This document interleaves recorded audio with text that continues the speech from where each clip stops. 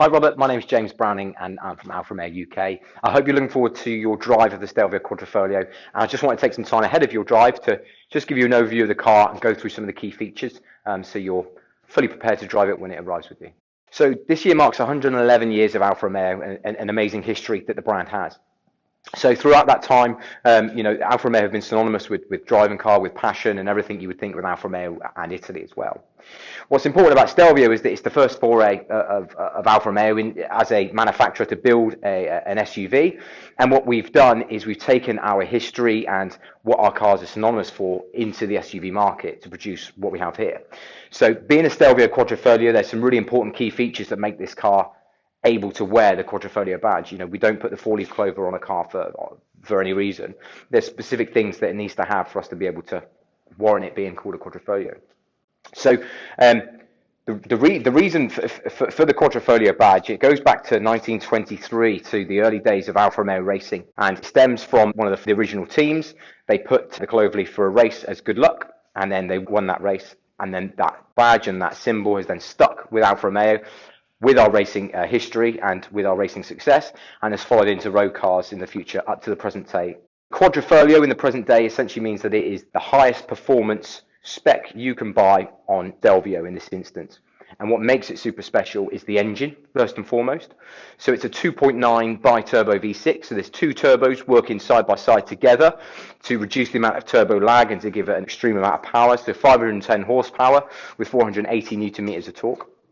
Now, the power is delivered through a ZF 8-speed gearbox, and we'll talk about the gearbox in a bit. But along with the gearbox and the engine, 50-50 weight distribution. Weight is a huge factor in when we're talking about a performance car. So carbon prop shaft, aluminium panels, composite materials that have been used and engineered to make the car a superb driver's car in terms of balance and its drive and its poise. So the first thing you notice about Stelvio is instantly recognizable as an Alfa Romeo. The offset number plate and the V-shaped grille is something that have been on Alfa Romeo models for many years. This car's got the optional carbon V, so normally this is a satin chrome finish. Other elements you'll see on the bumper is it's quite an aggressive looking bumper, and that is purely from an aerodynamic perspective as well as a styling cue to aid the car when it's traveling at speed. Further to aid the performance of the car, you'll see the vents that are only on the Quadrifoglio, and that aids the cooling of the engine but also gives a great styling cue as well. One thing that's always great with an SUV is the rear boot space, and I want to show you that now. But one thing I really love about the car is that as long as the keys are on your person, you can get in and out of the car without having to dig through laptop bag, pockets, or whatever else to get into it. And certainly when you've got suitcase, laptop bag, groceries, whatever it might be, is you can go to the car, wave your foot underneath, and the boot will then open for you. So you haven't got to worry about putting your shopping down and trying to find the latch for the boot. So huge amount of space that's available in the boot. That is further increased by folding the front seats, and that's done with switches that are on both sides with a 60-40 split rear seat. The other great feature is the tie downs that are on here. So if you do have something that's big, you don't want it to slide around, you can tie it down. And also there's even more storage underneath the boot floor. So, gym gear, hiking boots, whatever it might be, there's storage for that. And obviously this is where all of the safety equipment, emergency triangle, fix and go, bare wheel is an option, but this is a get you home puncture repair kit is also included in the back. The next thing is that when you finish and you want to leave the car, you have one or two options. There's two buttons on the boot. One of them, on the left hand side, if you press it, the boot will close and you can get into the car and go on your journey. If you want to lock the car as you're closing the boot, if you click the button with the lock symbol, it will lock the car, close the boot and lock the car, and you can walk away knowing that the car is safe. So another really important badge that is on the car is the Q4 badge. What this symbolises is the fact that this car is four-wheel drive. It's not permanent four-wheel drive, but it adapts to the driving conditions and how you're driving the car. It's rear-wheel drive, but if the rear wheel starts to lose traction, power is then sent to the front. If the car senses it's losing grip, it will change where the power is going to make sure that you stay on the black stuff. So as we talk about the interior and what's inside the car, as we step round and look into it, the first thing you'll notice is the optional Sparco carbon fibre front seats. So really nice gloss finish, carbon backing to the seats. Really comfortable, give a huge amount of support, and certainly for spirited driving, they're fantastic. This car has also got green seat belts as an option.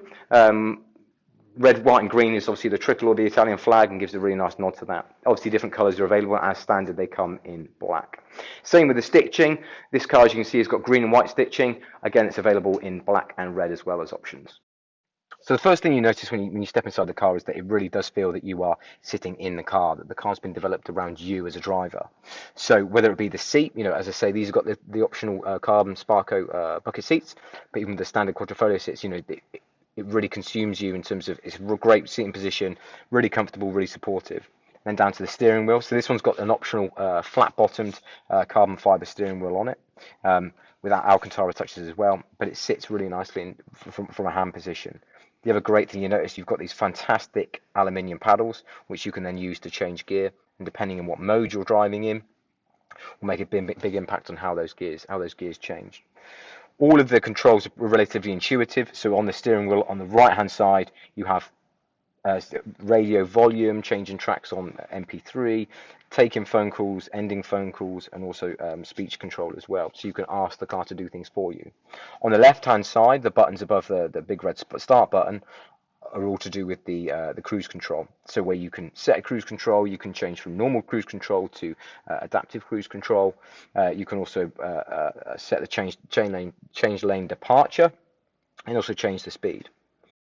When you move across to the screen, you notice there's an 8.8 inch fully touchscreen system, which can also be used using the wheel on the center console.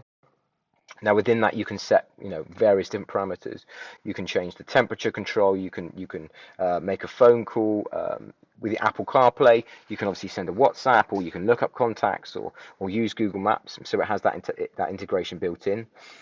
When we're talking about phones and whether you have an Android and Apple device, wireless charging is standard within Quadrifoglio, and the phone will fit really nicely here underneath the armrest. Within the infotainment system as well, this is where you can also you can set up a Wi-Fi hotspot. So you basically pay a subscription to have a Wi-Fi hotspot in the car, and various other safety and performance gauges and technical information is provided to you. Coming down in terms of the rest of the center console, you'll see that you've got the temperature gauges. You can set a dual climate control, so the left-hand side of the car can be cooler or hotter than the right-hand side of the car. The heated steering wheel, the heated seats can all be controlled from here if you have the option fitted. So as you come down, you get the gear knob, which serves for two purposes. First of all, to select drive, neutral, reverse, or put it in the park, but can also be used as a gear shift when you're driving the car in manual mode. Really nicely finished in leather, and you can see the surround with carbon fiber and a great Italian tricolore flag as well there, which really gives it a nice finishing touch. Again, the buttons next to the wheel for the infotainment system is where you can change settings, whether it's audio settings or setup of the screens, and also there's a home button there. So if you go into the menus, you can just press home, and it'll get you back to the home screen, and you can navigate yourself from there. So one of the great features about the Quadrifoglio is the DNA system, which refers to the driving modes that you can put the car in. So first you have A, which we call advanced eco. So the car will drive in the most economical fashion that it can do. It reduces the amount of power that the engine delivers. So again, reduces fuel usage, and also softens down the suspension, the steering, and the gear change. So the gearbox will change gear whether you're in manual or automatic in a soft, mild-mannered approach.